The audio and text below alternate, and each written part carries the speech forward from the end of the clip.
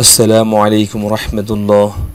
সম্মানিত দর্শক শ্রোতা, আল্লাহর এই দুনিয়ায় যে যেখান থেকে আজকের এই ভিডিওটি দেখতেছেন সবাইকে জানাই আন্তরিক শুভেচ্ছা। আজকের এই ভিডিওতে সবাইকে স্বাগতম। তো আজকের যে বিষয়টি আপনাদের সাথে শেয়ার করতে যাচ্ছি সেটা হচ্ছে যে রচনা লিখে টাকা ও ক্রেস্ট পুরস্কার পাওয়ার সুযোগ। তো এই বিষয়ে আমরা বিস্তারিত জানব।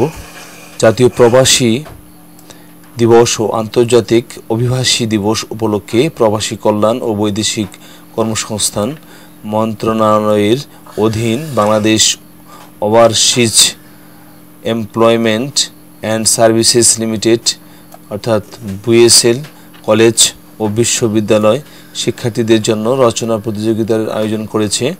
আগামী 4 ডিসেম্বর বেলা 3টার মধ্যে রচনা জমা দিতে হবে।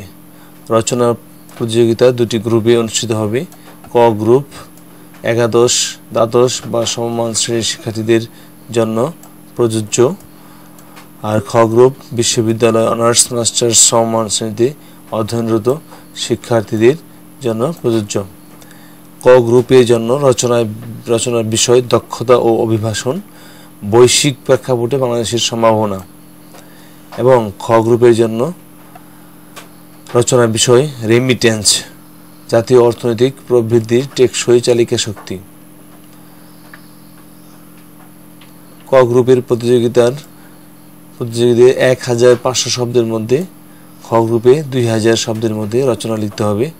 রচনা A4 সাইজ সাদা কাগজের এক পাশে নিজ হাতে লিখতে হবে। কম্পিউটার কম্পোজ গ্রহণযোগ্য নয়। প্রতি পৃষ্ঠায় উভয় পাশে আধা ইঞ্চি পরিমাণ মার্জিন ও পৃষ্ঠা নম্বর ব্যবহার করতে হবে। রচনার কভার পেজে রচনার বিষয়, গ্রুপ ও প্রতিযোগীর নাম, শ্রেণী, মুঠোফোন নম্বর লিখতে হবে। রচনার কোনো অংশে নাম, মুঠোফোন নম্বর, কোনো প্রকার সাংকেতিক চিহ্ন ব্যবহার করা যাবে না। রচনা সরাসরি বা ইমেইলে বয়সেল .gov.bd এই অ্যাড্রেসে এই মেইলে স্ক্যান করে জমা দেওয়া যাবে। খামের উপর জাতীয় প্রবাসী দিবস ও আন্তর্জাতিক অভিবাসী দিবস 2024 রচনা প্রতিযোগিতা গ্রুপ ক খ লিখতে হবে। উভয় গ্রুপে প্রথম দ্বিতীয় স্থান অধিকারীকে নগদ অর্থ এবং ক্রেস্ট ও সার্টিফিকেট পুরস্কার দেওয়া হবে।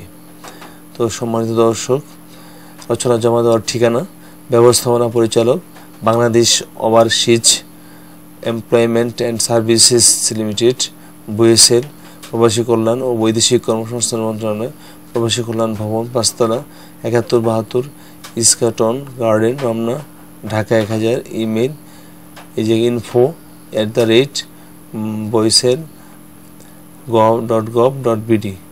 ঠিক আছে? তো আশা করি বুঝতে পেরেছেন। তো সম্মানিত দর্শক শ্রোতা, আজকে ভিডিও এই পর্যন্ত শেষ করছি। সবাই ভালো থাকবেন, সকলের সুস্বাস্থ্য, দীর্ঘ সফলতা, মঙ্গল কামনা করি আজকের মধ্যে শেষ করছি। আপনারা যারা এই চ্যানেল নতুন, প্লিজ চ্যানেল সাবস্ক্রাইব করে আমাদের সাথে যুক্ত থাকুন। আল্লাহ হাফেজ। আসসালামু আলাইকুম ওয়া রাহমাতুল্লাহি